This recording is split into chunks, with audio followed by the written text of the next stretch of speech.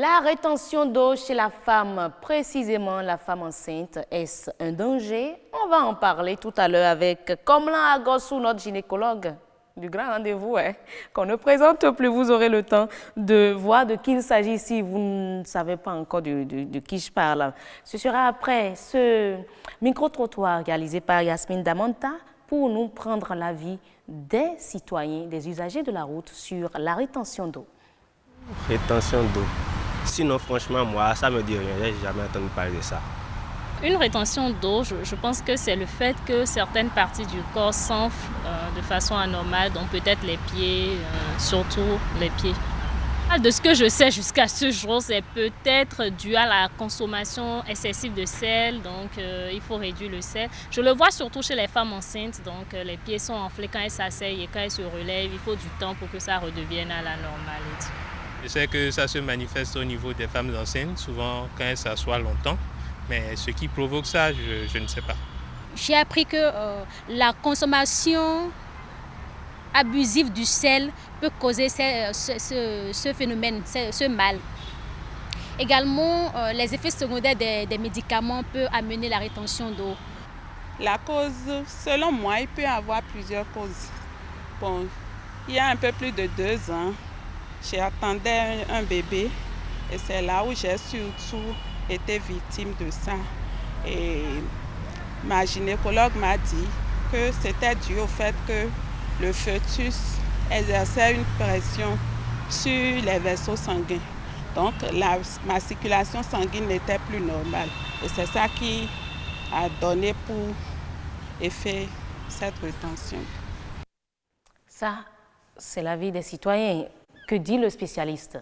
Nous avons Komlan Agossou, docteur. Bonsoir. Bonsoir.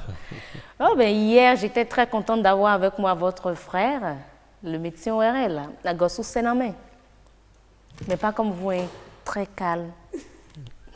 Ben, je suis calme aussi. Oh non, docteur, vous n'êtes pas calme là. Alors, vous serez reçu par Yasmine Damanta. La Yas, c'est comment? Ça va, c'est toujours un plaisir de vous retrouver sur ce plateau du grand rendez-vous. Le plaisir est partagé, hein, mais on parle cette fois-ci d'une maladie, moi je peux l'appeler ainsi, la rétention d'eau. Oui, une maladie, vous pouvez le dire, mais je ne sais pas si le docteur va confirmer que c'est une maladie.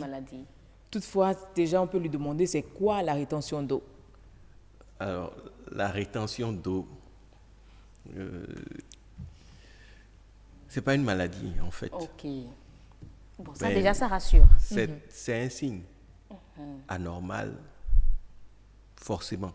C'est pour ça que c'est connu. Anormal, forcément. Forcément, ce n'est pas normal comme signe.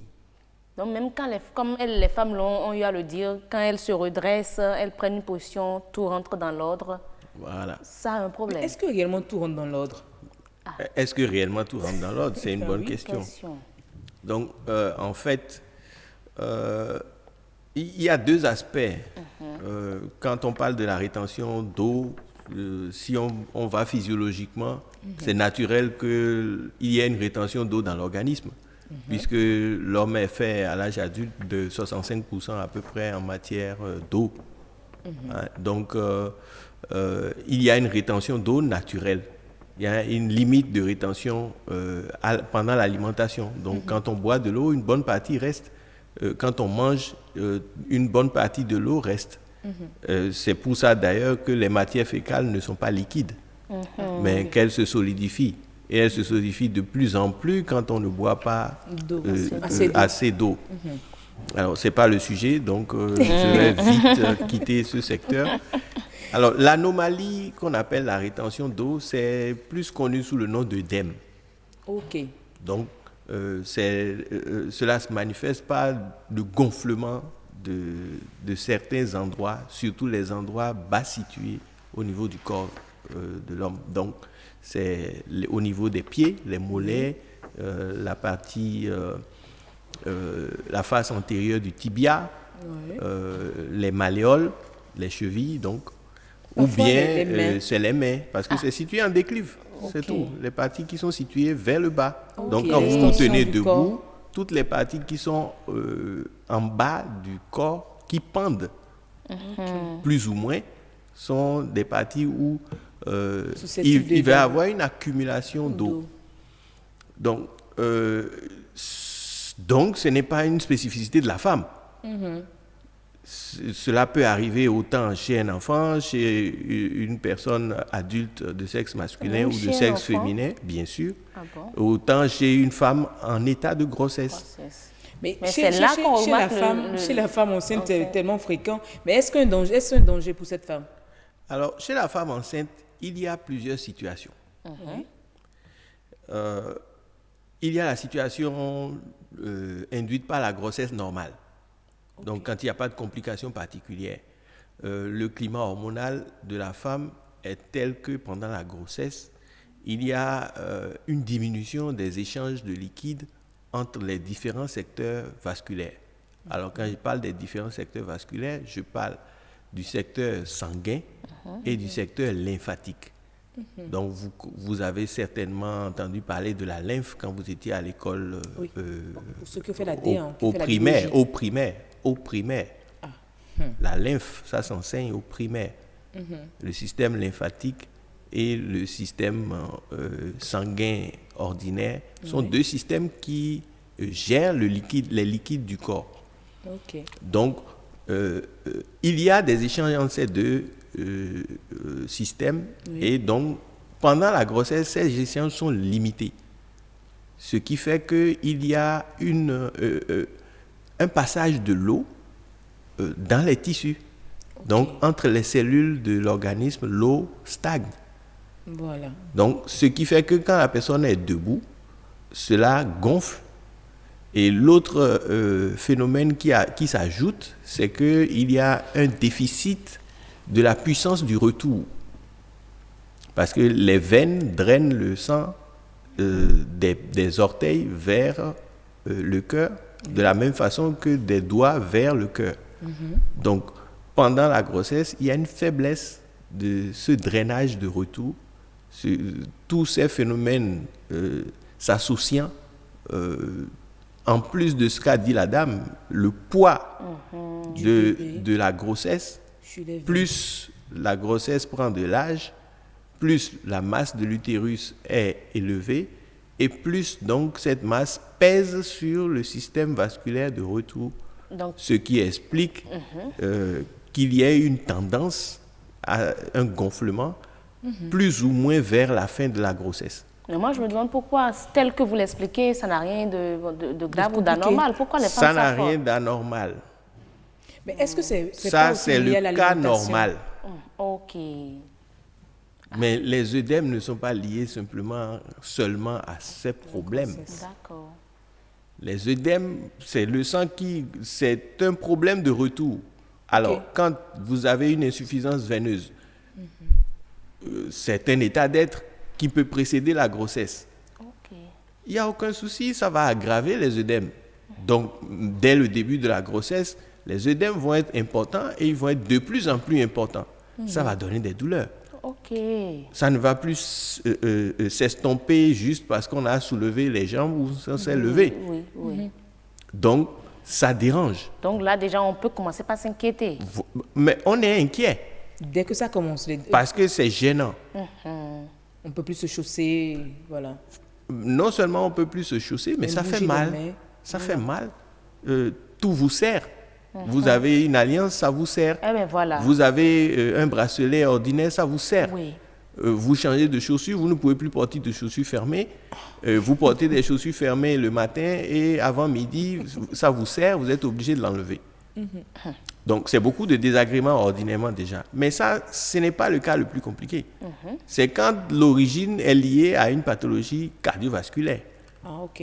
Et ça, c'est encore une autre affaire. Donc, les anomalies du cœur, entre griffes. Donc, quand je parle des anomalies du cœur, je préfère encore parler des problèmes rénovasculaires chez la femme enceinte, ce qu'on appelle la pré-éclampsie, éclampsie, qui donne l'hypertension artérielle de la femme enceinte, qui s'associe à la perte de l'albumine par le rein, qui normalement ne perd pas d'albumine. Donc, lorsqu'il y a cette anomalie, il y a également les œdèmes. Parce que c'est une autre cause d'œdème. Le fait de ne pas avoir une quantité suffisante d'albumine dans le sang circulant. ce qui crée une baisse de la pression qu'on appelle la pression oncotique dans le sang. Et au niveau des échanges, le liquide passe dans le secteur extracapillaire au lieu d'y rester. Du coup, ça passe aussi banal, mais ça peut être dangereux pour la femme enceinte. Les œdèmes sont banals, mais les œdèmes peuvent cacher un problème grave, comme la prééclampsie, comme d'autres pathologies cardiovasculaires, les syndromes néphrotiques, les néphrites et toutes sortes d'autres pathologies du rein ou bien du système sanguin. Mais parlons des causes. Dans le micro-trottoir, il y a certaines femmes qui ont dit que c'est lié à l'alimentation, les effets secondaires de médicaments. Est-ce vrai? Effets secondaires de médicaments, je ne m'avancerai pas trop parce qu'il n'y a pas vraiment de médicaments que je connaisse qui donnent des effets secondaires à type de gonflement. Si c'est une allergie, ce n'est pas les œdèmes dont on parle. Si c'est une allergie, ça va donner un urticaire. Bon, l'urticaire, ce n'est pas le gonflement des extrémités, mais c'est des plaques de gonflement sur tout le corps ou bien sur certaines parties du corps accompagnées de prurite. Alors, le sel, la question du sel est très simple. Le sel contribue à retenir l'eau dans le système vasculaire. Donc, l'ajout de sel à l'alimentation, et je pèse mes mots, j'ai dit l'ajout de sel, parce que dans l'alimentation, il y a du sel. Vous ne pouvez pas préparer une nourriture et penser qu'il n'y a pas de sel. Il y a du sel dans les aliments que nous consommons, même sans ajouter du sel de cuisine. Donc, l'ajout du sel de cuisine augmente la salaison. Et on sait que plus on consomme de sel, plus on a tendance à retenir de l'eau. Donc, cela va contribuer à ce qu'il y ait un peu plus de rétention d'eau. Mais c'est tout. Donc, le mythe selon lequel une femme enceinte ne doit pas manger du sel, c'est une fausse histoire. Mais comment faire? Est-ce qu'il y a des astuces, des choses à pratiquer pour revoir sa circulation, je ne sais pas quoi, sanguine? Voilà. Donc, quand on n'est pas prédisposé, on n'a pas de problème en début de grossesse. D'accord. C'est naturel qu'en fin de grossesse, il puisse y avoir un gonflement.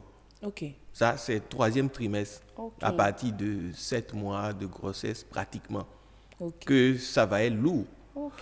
Mais si c'est dès les premiers mois, c'est parce que la personne avait déjà une insuffisance veineuse.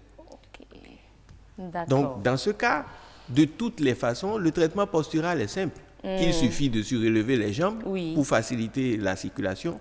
Par exemple, là, nous sommes ici dans le studio. Le siège que nous utilisons a un pose-pied.